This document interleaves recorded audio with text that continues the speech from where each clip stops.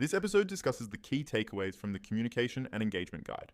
Download the full guide by checking this episode's show notes or tapping More Info on your player. Welcome to the deep dive.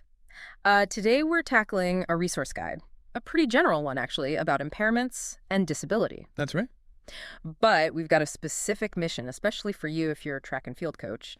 We want to pull out the really practical stuff, the things you can actually use. Exactly, because the guide itself, it has fact sheets on quite a few impairments, things like ASD, intellectual disability, hearing, and visual impairments. Yeah. Down syndrome, Angelman syndrome, ADHD, even ODD. But the real gold for a coach is probably in the communication and engagement ideas it suggests. Okay, yeah, let's unpack that for the track then. I mean, one of the first things that jumped out maybe sounds obvious, but probably gets missed. What's that? Just making sure you have the athlete's attention, like really have it before you start explaining anything. Oh, absolutely crucial. If you skip that, your instruction might just, vanish into thin air. It really might. And building on that, patience, the guide really stresses allowing that extra bit of time for them to process what you've said, maybe figure out their response. That pause feels hard sometimes, doesn't it? In coaching, everything's go, go, go. It does, but it's essential, especially, if they're maybe use a communication device or just need that beat longer to get it. And another point, this one feels really key practically. Talk to the athlete directly. Yes. Presume competence, that's the phrase the guide uses, I think. Address them, even if, say, a parent or support worker is right there. It builds that direct link, doesn't it? That rapport, and actually getting to know them, what they like, what motivates them. That seems foundational. Definitely. Which brings us maybe to tools. Visual supports are a big one mentioned. Yeah. Pictures, signs, even just gestures or writing things down alongside speaking. Exactly. Because think about it, abstract instructions can be tough, right? Right. Especially for athletes with, say, intellectual disability or ASD. Visuals make it concrete, tangible. Makes sense.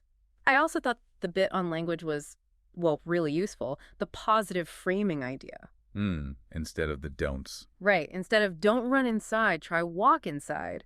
It's simple, but apparently really helpful, particularly for conditions like ASD or Down syndrome, where negatives can be confusing Or might just trigger the opposite behavior sometimes. Positive instructions are just clearer.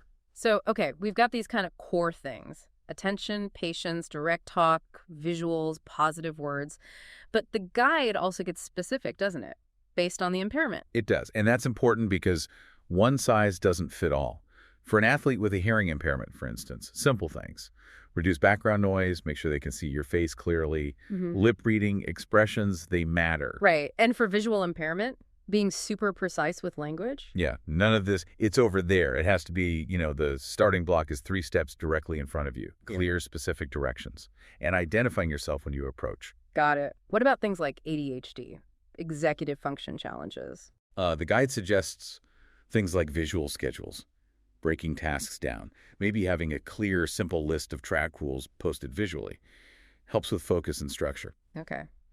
And oppositional defiant disorder, ODD. That sounds challenging in a coaching context. It can be. The advice there is often about keeping instructions brief, maybe limiting choices to avoid overwhelm, and really focusing on positive reinforcement, like actively looking for effort or small wins to praise. Trying to catch them being good, basically. Sort of, yeah. Aiming for, say, a high ratio of positives to corrections, and maybe even trying to figure out what triggers challenging behavior and avoiding those situations if possible. So the practical takeaway for a coach listening seems to be twofold. There's this, universal toolkit. Right, the clear, patient, direct, positive communication. That helps everyone. But then there's also knowing about and being ready to use these more tailored approaches, the specific things for specific needs, like the ones you just mentioned from the guide. Exactly. That combination is what really helped you adapt effectively. So wrapping this up then, this deep dive really suggests that coaching athletes with impairments effectively isn't necessarily about some massive shift in what you do. No, not a whole new philosophy. It's more about fine-tuning how you communicate, really focusing on those practical steps we talked about, attention first, giving time, direct talk, visuals, positivity. And knowing when to pull out a specific tool or approach from the guide, like that visual schedule for ADHD or the precise language for visual impairment. And using these strategies, these communication tools from the source, can really help you build a training environment that's just more inclusive, more effective, really, for everyone you coach. It truly benefits all athletes when communication is clear and supportive. So here's a final thought to leave you with. If tailoring communication is so clearly vital for unlocking potential in athletes facing specific challenges, what does that really tell us about the fundamental power of communication for absolutely all athletes?